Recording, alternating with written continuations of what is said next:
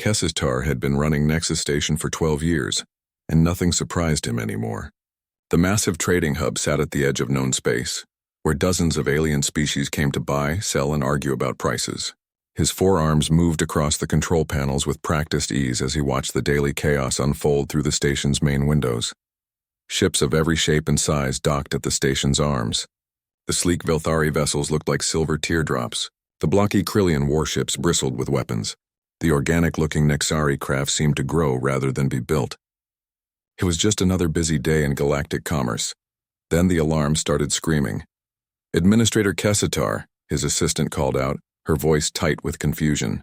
"We're getting a signal from hyperspace. Something big is coming out of jump." Kesitar's main eyes focused on the scanner display while his smaller eyes kept watch on the station's operations. "What's the ship type? Merchant vessel? Transport?" "That's the problem, sir. The computer can't identify it. The signal is strange."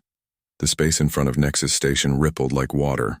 Reality seemed to bend and twist before a ship dropped out of hyperspace. Kesitar had seen thousands of different vessels in his career, but this one made him stop and stare. The ship looked like someone had taken parts from a dozen different vessels and welded them together. Its hull was a patchwork of metals that shouldn't work together. Strange energy patterns flowed across its surface like living light. Most disturbing of all, it was broadcasting identification codes that made Kesitar's blood run cold. "Human vessel," the computer announced in its calm voice. "Species classification, extinct. Last known contact, 57 years, 4 months, 12 days ago." The control room fell silent. Everyone knew about the humans. The galactic trade hegemony had declared them a threat to galactic peace and order. Their home planet had been pacified decades ago. No human should be alive, let alone flying through space in that impossible-looking ship. "Get me Security Chief Zophmel," Kesitar ordered. Now. Zophmel arrived within minutes, his Krillian warrior frame filling the doorway. His species had evolved for combat, with thick armor-like skin and predator's eyes. Even among his own kind, Zophmel was considered dangerous. "You called for me, Administrator?" "Look at the scanner." Kesitar pointed at the impossible ship. "Tell me what you see." Zophmel studied the readings, his eyes narrowing. "The energy signatures don't match anything in our database. The ship's construction appears to violate several basic principles of engineering. And those identification codes are human," Kesitar finished. "I need you to prepare a security team. Standard first contact protocols, but be ready for anything." The comm system crackled to life. A voice spoke in heavily accented galactic standard. "The universal language of trade and diplomacy. Nexus Station, this is Captain Hyunwoo Kim of the human vessel Defiant Echo. We request permission to dock for supplies and minor repairs. We promise to follow all station regulations and cause no trouble." The voice was polite, almost cheerful. It was also speaking a language that should have died with the human homeworld 50 years ago. Kesitar looked at Zophmel, who shrugged his massive shoulders. "Your station, your decision, Administrator." "Captain Kim," Kesitar spoke into the comm. "This is Administrator Kesitar. You are cleared to dock at Bay 17. Please prepare for standard security inspection." "Thank you, Administrator. We appreciate your hospitality." The Defiant Echo is beginning docking procedures now. As the human ship approached the docking bay, Kesitar noticed something that made his skin crawl. The ship moved wrong. It changed direction too quickly, stopped too suddenly, and seemed to ignore several basic laws of physics. The energy readings spiked and dropped in patterns that shouldn't be possible. "Sir," his assistant called out, "I'm reading massive power fluctuations from their vessel. Their reactor output is. I think our scanners are broken." "What do you mean, broken?" "According to these readings, their ship is producing more energy than a small star." "That can't be right." Zophmel moved to another console and ran his own scans. His warrior training included extensive knowledge of ship designs and capabilities. "These readings are correct," he said slowly. "That ship is a weapons platform disguised as a cargo vessel. Or possibly the other way around." The Defiant Echo settled into the docking bay with surprising gentleness for something that seemed to bend the rules of space and time. As the docking clamps engaged, Kesitar got his first clear look at the human ship through the bay's cameras. Up close, it looked even more impossible. The hull was covered in symbols and markings that seemed to shift and change when he wasn't looking directly at them. Strange antenna-like structures moved on their own, tracking invisible signals. Panels opened and closed for no apparent reason, revealing glimpses of technology that hurt to look at. Docking complete, the assistant announced. The humans are requesting permission to disembark. Security team to docking bay 17, Sophomel spoke into his comm. Full protective gear. Treat this as a potentially hostile first contact. Kestar watched the security feeds as 6 Krillian warriors took positions around the docking bay. They carried the latest hegemony weapons and wore armor that could stop most known projectiles. Against humans, he hoped it would be enough. The airlock cycled, and the first human stepped onto Nexus Station. Captain Hyunwoo Kim was smaller than Kestar had expected. Humans were supposed to be dangerous, but this one looked almost fragile compared to the Krillian security team. He wore a simple blue uniform with captain's insignia, and carried no visible weapons. His face was young, but his eyes looked very old. "Greetings," Captain Kim said with a slight bow. "I am Captain Kim of the Defiant Echo. Thank you for allowing us to dock." Behind him, more humans emerged from their ship. Kestar counted 6 of them total. They all looked harmless enough, though something about their casual confidence made him nervous. "Welcome to Nexus Station," Zofmel replied, his hand resting on his weapon. "Standard procedure requires a full inspection of your vessel and crew." "Of course," Captain Kim smiled. "We have nothing to hide.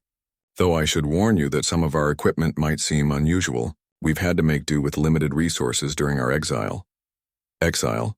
So some humans had survived the destruction of their homeworld. The implications made Kestar's mind race. If humans were still alive, what did that mean for the hegemony's official reports? What had really happened 50 years ago? "Your ship," Zofmel said carefully, "appears to use technology not found in our databases." "We've made some improvements over the years," one of the other humans spoke up. She was a woman with kind eyes and a disturbing smile. "I'm Dr. So-Min Park, Chief Science Officer. I'd be happy to explain our modifications if you're interested." The way she said modifications made Kessatar's stomach turn. In his experience, when humans talked about improving things, the results were usually explosive. "Perhaps later," Sophmel said quickly. "First, we need to complete the standard security procedures." "Absolutely," Captain Kim nodded. "We're in no hurry. We have all the time in the galaxy." Something about the way he said those words sent a chill through the control room. Kestar had the sudden unsettling feeling that humanity's 50-year exile hadn't been spent hiding or running. It had been spent preparing. The security inspection was supposed to be routine. Zofmel had conducted hundreds of them over the years. Check the cargo hold, scan for weapons, verify the crew's documents, and send them on their way. Simple. Nothing about the humans was simple. "This is our cargo bay," Captain Kim said as he led the security team through his ship. The space was larger inside than the external dimensions suggested, which should have been impossible. Crates and containers filled the area, but they were arranged in patterns that made Zofmel's eyes water. "What's in the containers?" Zofmel asked, trying to focus on his scanner readings. "Supplies mostly," Dr. Park replied cheerfully. "Food, spare parts, scientific equipment. Oh, and some gifts for potential new friends." She opened one of the crates.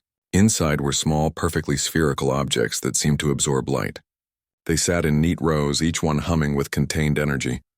"What are those?" one of Zofmel's security officers asked. "Friendship tokens," Dr. Park said with that disturbing smile. "Each one contains compressed information about human culture, history, and scientific knowledge. We thought other species might find them interesting." Zofmel's scanner began making alarmed beeping sounds as it tried to analyze the spheres. According to the readings, each small object contained more data than the entire Nexus Station computer system. "You compressed an entire civilization's knowledge into those things?" Zofmel asked slowly. "Well, the important parts," Dr. Park nodded. "Art, music, literature, mathematics, physics, chemistry, biology, engineering principles, philosophical frameworks, and some really good recipes. The basic stuff." The security officer who had asked the question took a step backward. How much power would it take to access that information? "Oh, they're self-powered," another human spoke up. This was engineer Taehyung Lee, according to Captain Kim's introduction. "Each sphere generates its own energy using a simple quantum vacuum manipulation technique. Very efficient." Zofmel's scanner was now screaming warnings. Quantum vacuum manipulation was theoretical physics that most species had never achieved. The humans were talking about it like it was basic engineering.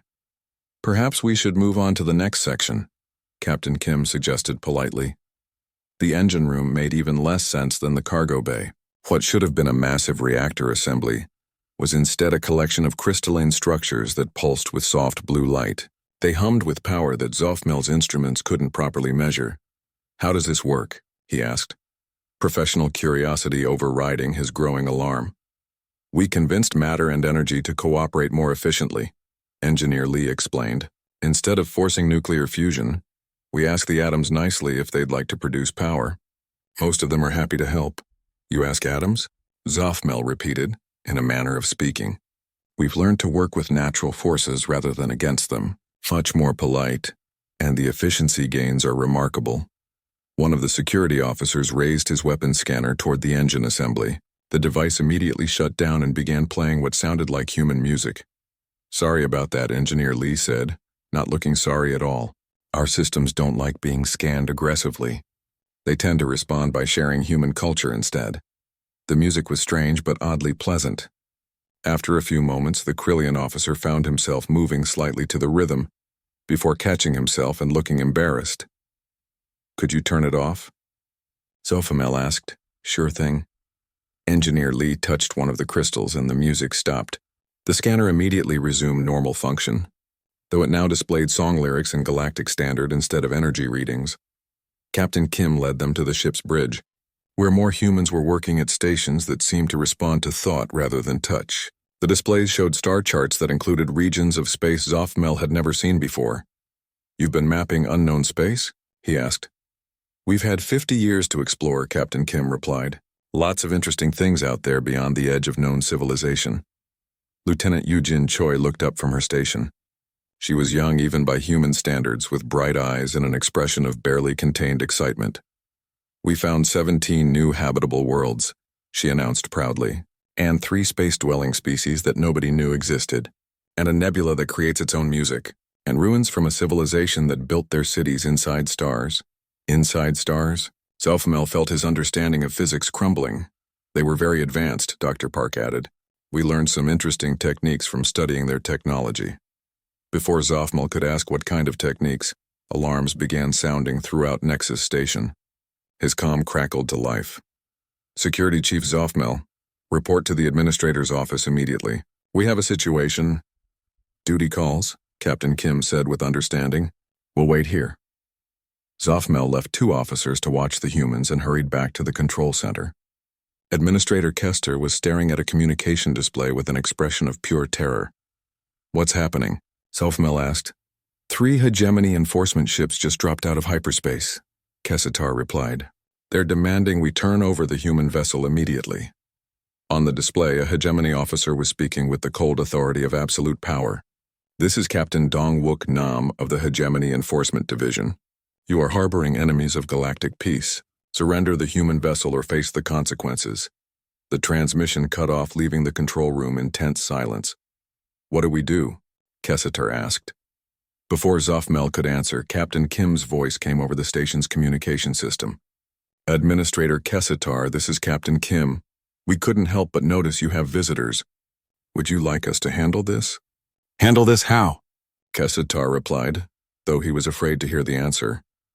"Oh, the usual way. Diplomatic channels, peaceful negotiation, cultural exchange.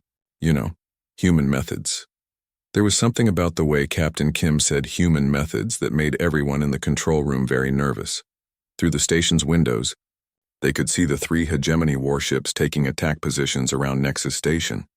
Each ship was 5 times larger than the human vessel and carried enough firepower to level a small moon. "Captain Kim," Kessitar spoke into the comm, "those are enforcement vessels. They have orders to destroy you." "That's unfortunate," Captain Kim replied, his voice still perfectly polite. "We were hoping to avoid any unpleasantness.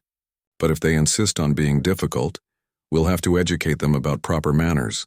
"Educate them?" "Dr. Park has prepared some teaching materials. She's very enthusiastic about sharing human knowledge with other species." On the scanner displays, energy readings from the human ship began to spike. The Defiant Echo was powering up systems that weren't supposed to exist. "Captain Kim," Zoffmel said urgently, "what exactly are you planning to do?"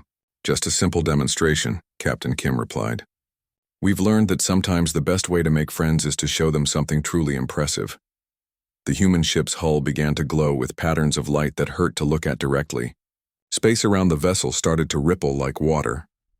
"Oh dear," Dr. Park's voice joined the conversation. "I hope they're not allergic to rapid educational enhancement. Some species have adverse reactions to accelerated learning." Zophmel grabbed the comm. "What kind of adverse reactions?" "Mostly just temporary confusion and an overwhelming urge to hug things. Nothing serious." The hegemony ships were now demanding immediate surrender and threatening to open fire. Their weapons were charging and their targeting systems had locked onto the human vessel. "This is your final warning," Captain Nam broadcast. "Surrender or be destroyed." Captain Kim's response was delivered with the same polite tone he'd used since arriving at the station. "Thank you for the warning, Captain Nam. We appreciate your concern for our safety. However, we must respectfully decline your generous offer. We have prior commitments to fulfill." "Prior commitments?" Captain Nam sounded confused. "Yes, we promised to bring galactic civilization some gifts. It would be rude to break such a promise." The first hegemony ship opened fire. Energy beams that could cut through battleship armor struck the human vessel's shields and simply disappeared, as if they had never existed. "Interesting," Dr. Park commented. "They're using outdated plasma focusing techniques. Very inefficient. I should send them our improvements." What happened next would be talked about in cantinas across the galaxy for decades to come. But for now, all Zophmel could do was watch as humanity demonstrated why they had survived 50 years in the depths of space, and why the galaxy should have left them alone. The hegemony enforcement ships continued firing for exactly 37 seconds before their weapons stopped working entirely. Captain Dongwook Nam stared at his tactical display in growing confusion as his ship's most advanced plasma cannons began producing what appeared to be colorful flowers instead of destructive energy beams. "Report," he barked at his weapons officer. "Sir, our targeting systems have been compromised. The weapons are functioning, but they're not." "They're making art, sir." "Art? Beautiful art, sir. The enemy ship appears to have convinced our weapons that violence is unnecessary when one can create beauty instead." Captain Nam felt a headache building behind his eyes. "How do you convince a weapon to make art?" Before his officer could answer, a communication request came through from the human vessel. Against his better judgment, Nam accepted it. Dr. Somin Park appeared on his screen, smiling with the enthusiasm of someone about to share their favorite hobby.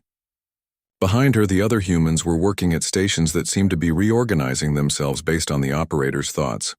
"Hello there," Dr. Park said cheerfully. "I'm Dr. Park, Chief Science Officer of the Defiant Echo. I wanted to thank you for the weapons demonstration. Your plasma focusing array was quite impressive, though terribly outdated." "You did something to our weapons," Nam accused. "Oh yes, we fixed them. They're much more efficient now. Instead of wasting energy on destruction, they channel that power into creative expression. Your crew will find the experience much more fulfilling." Nam looked at his weapons display. His tactical officer was now creating three-dimensional light sculptures that depicted scenes of peace and harmony between different alien species. The man seemed genuinely happy for the first time since Nam had known him. "Change them back," Nam ordered. "I'm afraid that would be counterproductive," Dr. Park replied. "Once a system experiences optimization, reverting to less efficient methods becomes rather difficult. But don't worry, I've prepared educational materials to help your crew understand the improvements." The main screen on Nam's bridge suddenly filled with what appeared to be a lecture on advanced physics. Dr. Park was explaining how matter and energy could be encouraged to cooperate through what she called polite quantum mechanics. "The key," Dr. Park said in the recording, "is to remember that all particles are interconnected. Instead of forcing them to behave in ways they find uncomfortable, we ask them to participate in mutually beneficial arrangements." Nam's science officer was taking notes. His entire bridge crew had stopped trying to fight and were now watching the human lecture with fascination. "Turn it off," Nam commanded. "Sir, this is remarkable," his science officer interrupted. "She's describing principles that could revolutionize our understanding of physics. We're under attack, are we?" The science officer looked around. "I thought we were attending a very interesting educational seminar." On the communication channel, Dr. Park was still talking. "I've also taken the liberty of optimizing your life support systems. You'll find the air quality much improved. and I've added some trace elements that will boost cognitive function and emotional stability. Nam suddenly realized he did feel calmer and more clear-headed than usual.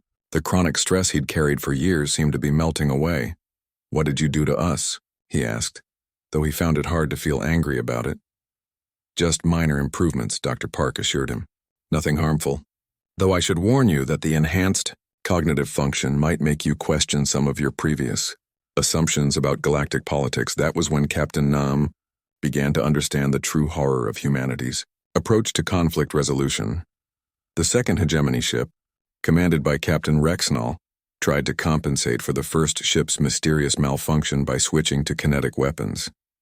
Solid projectiles couldn't be convinced to make art.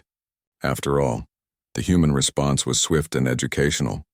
Lieutenant Eugene Choi appeared on Rexnall's communication screen, looking like she was barely old enough to be in space, let alone serving on a warship. "Hi there," she said with a cheerful wave. "I'm Lieutenant Choi, tactical officer. I noticed you're trying a kinetic approach. That's very resourceful, but you're using quite inefficient projectile designs." Rexnall's kinetic rounds struck the human ship's shields and bounced off harmlessly. But instead of floating away into space, they began orbiting the human vessel in complex patterns like a deadly dance. "See?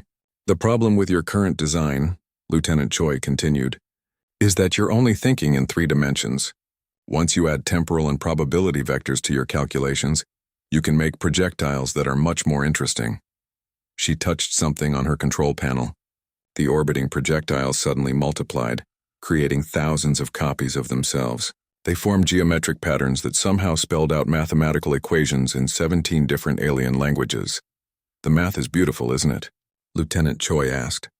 "I've programmed them to demonstrate the fundamental relationships between energy, matter, and consciousness. Your crew should find it quite enlightening." Captain Rexnall watched in growing alarm as his bridge crew abandoned their posts to stare at the mathematical light show outside their windows. His weapons officer was openly weeping at the beauty of the equations. "This is psychological warfare," Rexnall protested. "Oh no," Lieutenant Choi corrected. "This is education. Psychological warfare would be much more subtle. For example, I could reconfigure your ship's internal gravity to make everyone feel slightly dizzy, or reprogram your food dispensers to only serve dishes that make you contemplate the meaning of existence." Rexnall felt his stomach lurch as the ship's gravity shifted almost imperceptibly. At the same time, the smell of something delicious and philosophically challenging began wafting through the air vents. "Stop it," he demanded. "Stop what?" Lieutenant Choi asked innocently. "I'm just sharing human culture with your crew. Isn't that what first contact is supposed to be about?" The third hegemony ship under Captain Velthor decided that discretion was the better part of valor and attempted to retreat. This proved to be a mistake. Communications. Officer Mi Young-shin intercepted their departure with what she called a cultural farewell ceremony. Every screen on Velthor's ship began displaying what appeared to be human music and dance performances. The music was unlike anything the hegemony officers had ever heard. It seemed to bypass their ears entirely and speak directly to their emotions. Within minutes, the entire crew was moving rhythmically to beats that somehow made perfect sense despite being completely alien. "This is K-pop," Mi Young explained helpfully over the communication channel. "It's a traditional human art form that promotes happiness, unity, and an irresistible urge to learn choreography. Don't fight it, just let it happen." Captain Velthor found himself tapping his foot in time with the music. Around him, his crew was beginning to dance with surprising coordination for beings who had never heard these rhythms before. "How is this possible?" he asked. "Music is a universal language," Mi Young replied. "Human music just happens to be especially good at teaching universal concepts like joy, friendship, and the importance of synchronized movement." The music shifted to a slower, more contemplative piece. Velthor felt tears in his eyes as he experienced emotions he didn't have words for. "You're manipulating our neural chemistry," he accused. "I'm sharing the human experience," Mi Young corrected. "Your brains are just very good at recognizing beauty when they encounter it." Back on Nexus Station, Administrator Kestar and Security Chief Zofmel watched the encounter through their scanners with growing disbelief. "The hegemony ships aren't retreating," Kestar observed. "They're not advancing either," Zofmel replied. "According to these readings, all 3 crews are Are they having a party? On the scanner displays, the hegemony vessels were indeed engaged in what appeared to be a celebration. Crews were dancing, creating art, and broadcasting messages of friendship to each other and to the human ship. Captain Kim's voice came over the station's communication system again. Administrator Kessatar, we've resolved the diplomatic situation. The hegemony officers have agreed to file a report stating that we're harmless refugees who pose no threat to galactic security. How did you convince them of that? Kessatar asked, though he was afraid he already knew the answer. We showed them the truth, Captain Kim replied. Humans really are harmless. We just have a slightly different definition of harm than most species. Through the station's windows, they could see the human ship's hull glowing with gentle patterns of light. The hegemony vessels were responding with their own light displays, as if they were having a conversation in pure mathematics. What happens now? Zophmel asked. Now we continue our journey, Captain Kim said. We have other places to visit, other friends to make. The galaxy is full of species who could benefit from human cultural exchange, the thought of humans spreading their particular brand of cultural exchange throughout the galaxy made Kester's blood run cold. Captain Kim, he said carefully, perhaps you should know that your arrival has probably been reported to Hegemony High Command by now. Oh, we're counting on it, Captain Kim replied, and there was something in his voice that suggested humanity had been planning for this moment for a very long time. You want them to know you're alive. News of the human encounter spread across the galaxy, faster than hyperspace communication should have allowed. Within hours, every major government corporation and scientific institution knew that humans had not only survived their supposed extinction, but had apparently spent 50 years developing technologies that made no sense. Dr. Velthar, research director of the Nexari Science Collective, was among the first to respond. The Nexari were known throughout the galaxy for their analytical minds and methodical approach to understanding new phenomena. If anyone could figure out how human technology worked, it would be them. Bring me everything, Dr. Velthar ordered her team. Sensor readings, communication logs, energy signatures, anything that might explain what we witnessed. Her laboratory was the most advanced research facility in the sector, equipped with instruments that could analyze matter down to the quantum level. Surely they could reverse engineer whatever tricks the humans were using. The first breakthrough came when they managed to recover some of the nanobots that the human ship had apparently released during the encounter. The microscopic machines were unlike anything in their databases. They seemed to be made of materials that shifted their properties based on function. Begin analysis, Dr. Velthar instructed her team. The nanobots sat quietly in the containment field for approximately 17 minutes. Then they began to work. Dr. Velthar watched in fascination as the nanobots started disassembling themselves and rebuilding into new configurations. Within an hour, they had constructed what appeared to be a miniature communication array. Remarkable, she breathed. They're self-modifying based on environmental needs. Then the array began broadcasting. Not data or commands, but what sounded suspiciously like human music mixed with technical specifications for improved laboratory equipment. Are they giving us blueprints? Her assistant asked. Before Dr. Velthar could answer, the nanobots had finished their work. The containment field was now surrounded by a complex array of new devices. All apparently constructed from laboratory materials the nanobots had somehow accessed without breaking containment. Security breach, Dr. Velthar announced, though she wasn't sure what kind of security could stop machines that seemed to ignore the laws of physics. No breach detected, her security chief replied. The containment field is intact. The nanobots are still inside. Dr. Velthar looked more closely. The nanobots were indeed still in their original containment, but they had also somehow extended themselves outside it without leaving. They existed in both places simultaneously, as if the concept of inside and outside was merely a suggestion they had chosen to interpret creatively. One of the new devices activated itself and began dispensing what appeared to be coffee. Perfect coffee, customized for each species present in the laboratory. Dr. Velthar found herself holding a cup of something that tasted exactly like her favorite childhood treat, but somehow better. This is impossible, she stated, though she took another sip anyway. A holographic display materialized above the coffee dispenser. Dr. So Min Park appeared. smiling with the same disturbing enthusiasm she had shown during the hegemony encounter. "Hello, fellow scientist," Dr. Park said cheerfully. "I hope you're enjoying the coffee. I took the liberty of optimizing the flavor profile based on your species' neurochemistry and personal preferences. How are you communicating with us?" Dr. Velthar demanded. "Oh, the nanobots are quite chatty once you get to know them. They're happy to serve as communication relays. I thought you might have questions about their construction." Dr. Velthar had approximately 800 questions, but she started with the most important one. "How do they exist in two places at once?" "They don't really," Dr. Park explained. "They've just convinced local spacetime that place is a more flexible concept than most people assume. It's all about being polite to the fundamental forces of the universe. That's not how physics works."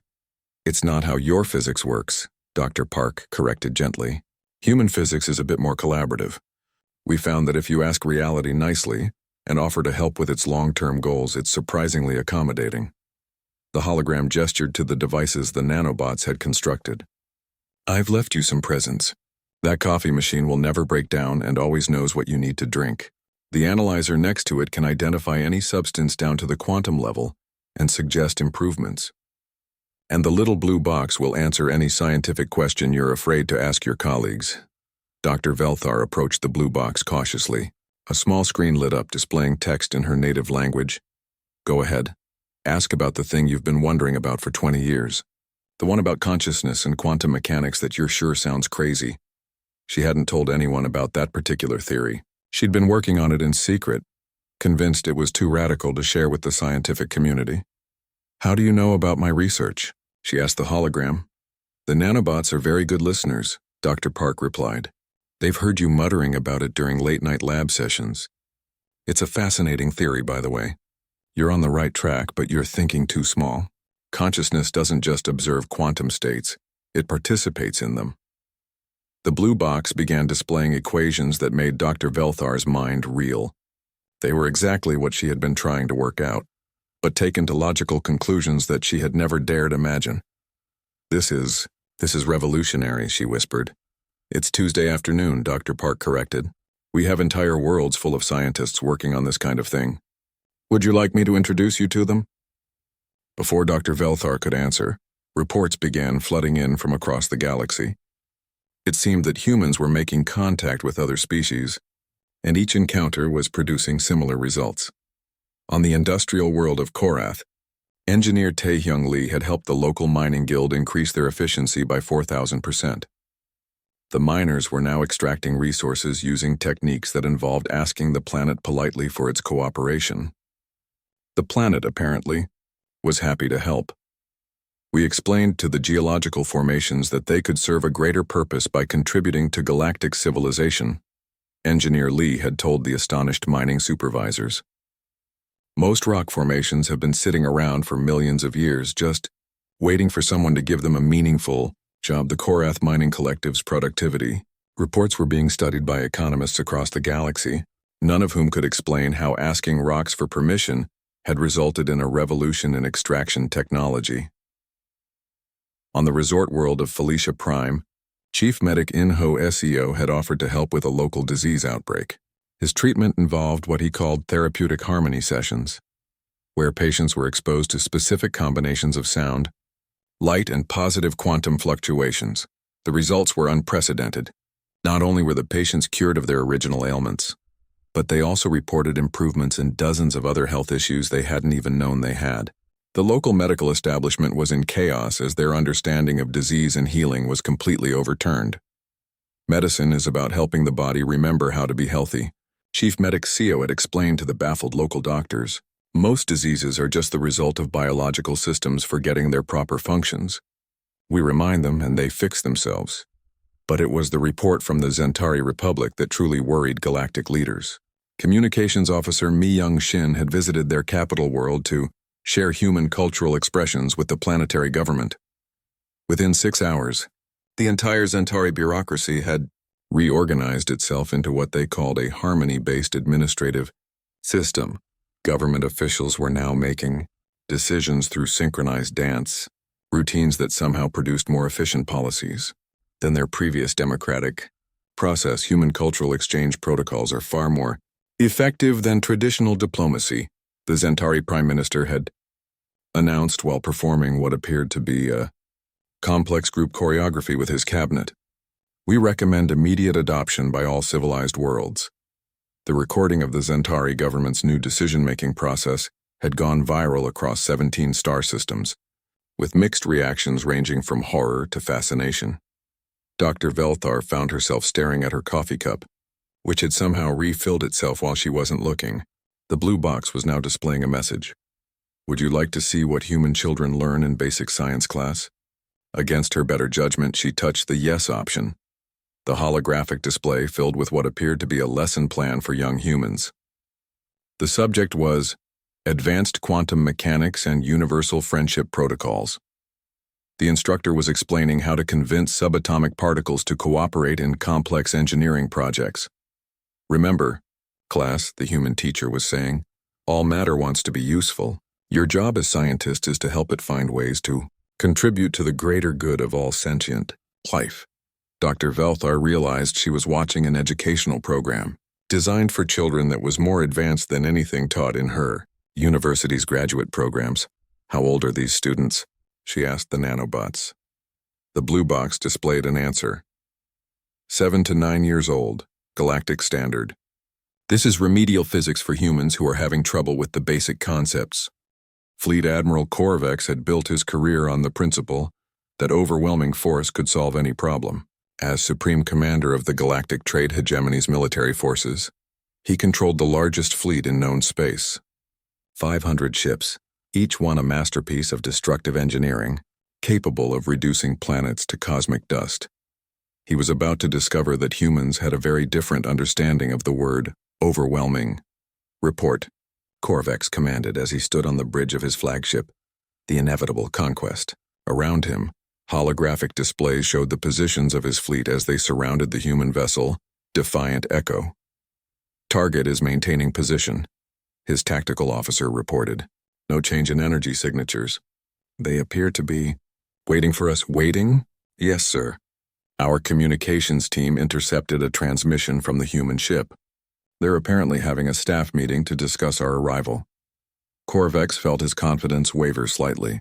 In his experience, ships that were about to be destroyed by overwhelming force didn't hold staff meetings. They either fled or surrendered. Open a channel to the human vessel, he ordered.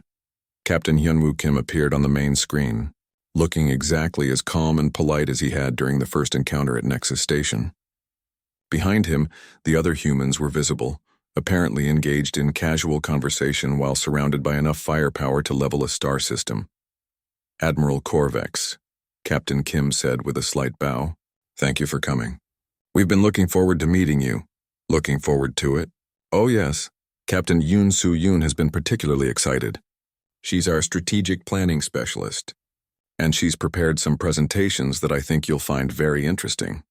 The camera shifted to show another human, a woman with kind eyes and a smile that made Corvex deeply uncomfortable. Captain Yoon waved cheerfully at the fleet surrounding her ship. Hello, Admiral, Captain Yoon said.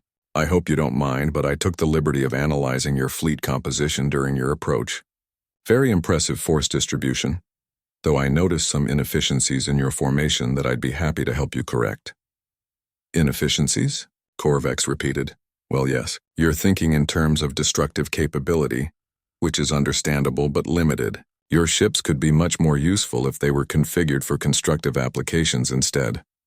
Before Corvex could ask what she meant, energy readings from the human ship began to spike dramatically. But instead of weapons charging, something far more disturbing was happening. The Defiant Echo was changing. Corvex watched in growing alarm as the human vessel began to unfold like a flower. Sections of hull that he had assumed were armor plating revealed themselves to be sophisticated manufacturing equipment. The ship that had appeared barely spaceworthy was transforming into something that defied classification. What are you doing? He demanded. Spring cleaning, Engineer Boram Lim replied, joining the conversation. We've been carrying a lot of extra equipment in storage, and it seemed like a good time to set up a proper workspace.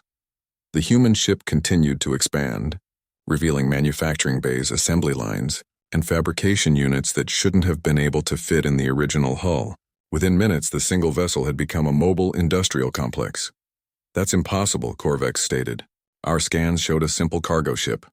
"Your scans showed what we wanted them to show," Captain Kim corrected gently.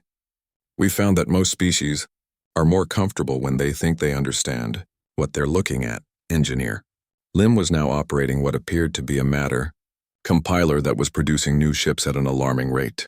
Small vessels emerged from the manufacturing bays, each one perfectly functional despite being constructed from seemingly empty space. "Where are you getting the materials?" Korvex asked, though he was beginning to suspect he didn't want to know the answer.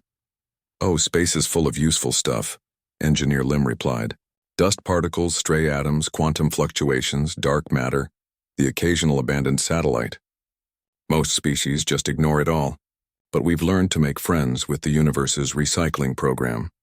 One of Korvex's ships reported that their sensors were detecting new vessels appearing throughout the fleet formation, not approaching from elsewhere but literally materializing from nothing. "Admiral," his communications officer announced, "we're receiving multiple hails from ships that weren't there a minute ago." "Answer them," Korvex ordered. Though his voice lacked its usual confidence, the main screen split into dozens of smaller displays, each showing a human captain sitting on the bridge of a newly constructed vessel. They all looked remarkably similar to the crew of the Defiant Echo, polite, friendly, and absolutely terrifying in their competence. "Greetings, Admiral Korvex," they said in unison. "Welcome to the human fleet. How many ships do you have?" Korvex asked weakly. "Well, that depends on how you count," Captain Yoon replied. "If you mean completed vessels, we're up to about 200 now. If you include the ones currently under construction, we should hit 500 within the hour. If you want to count potential ships we could build from available materials, well, space is very large and full of useful resources." The tactical display was now showing human vessels throughout the hegemony formation. They had appeared silently without triggering any alarms and were maintaining perfect formation with the hegemony ships, as if they belonged there. "This is a trick," Korvex declared. "Some kind of holographic deception." "Oh no," Dr. Park interrupted, appearing on one of the smaller screens. "Holograms would be much easier, but not nearly as educational. These are real ships with real crews. We've been growing them for the past 50 years. Growing them? Well, not literally growing, though we did experiment with organic ship designs for a while. No, these are graduates from our colony worlds, young humans who've spent their entire lives learning how to build impossible things and convince the universe to cooperate." The implications hit Korvex like a physical blow. "Colony worlds. How many colony worlds?" "Currently?" "About 300, Captain Kim replied casually, though the exact number changes depending on whether you count mobile habitats, terraformed asteroids, and pocket dimensions separately." "Pocket dimensions?" "Space is surprisingly flexible once you learn to ask nicely," Engineer Lim explained while continuing to produce new ships at an impossible rate. "We've been quite busy during our exile. Core. Vex's fleet commanders were now reporting that the human ships were broadcasting what appeared to be technical manuals and cultural exchange materials directly to their crews. Within minutes, hegemony personnel were abandoning their posts to study human mathematics and participate in what the humans called universal harmony exercises. "Stop whatever you're doing to my crews," Korvex ordered. "We're just sharing." Communications Officer Mi Young-shin replied innocently. "Human knowledge, human music, human perspectives on the fundamental interconnectedness of all things." "Your people seem quite interested." "They're soldiers, not philosophers." "They're people," Mi Young corrected. "And people generally prefer creating things to destroying them, once someone shows them how." On the tactical display, Korvex watched his fleet of destruction transforming into something entirely different. Ships that had been designed for war were now broadcasting messages of peace and cooperation. Weapons that could level cities were being reconfigured into tools for construction and exploration. "What do you want?" he asked, his voice barely a whisper. Captain Kim's expression grew serious for the first time since the encounter had begun. "We want what we've always wanted, Admiral. To explore the galaxy, to learn from other species, to share what we've discovered, and to help everyone build something better than what came before. The hegemony will never accept that." "The hegemony is welcome to join us," Captain Kim replied, "or they can try to maintain their old systems while the rest of the galaxy moves forward. The choice is theirs, and if we refuse, Captain Yoon appeared on screen again, her kind expression unchanged. Then you'll find that maintaining control over people who've experienced freedom is rather difficult. We've already shared our educational materials with 17 major worlds. By next week it will be 50. By next month the entire galaxy. Engineer Lim looked up from his manufacturing station. Oh, and Admiral, I took the liberty of upgrading your fleet's engines while we were talking. You'll find they're much more efficient now, though they only work if your crews are genuinely committed to peaceful exploration. Corvex checked his ship's status displays. According to the readings, his vessel's capabilities had improved by several thousand%. But when he tried to target the human ships with weapons, nothing happened. Your ship knows you don't really want to hurt anyone, Dr. Park explained helpfully, so it's declining to participate in violence. Much more sensible approach, really. The fleet admiral stood in the center of his bridge, surrounded by displays showing his own ships working in harmony with human vessels to accomplish tasks he didn't understand. His crews were singing human songs, learning human mathematics, and apparently enjoying themselves more than they had in years. What happens now? He asked. Now we get to work, Captain Kim replied. The galaxy is full of problems that need solving, worlds that need help, and species that could bend.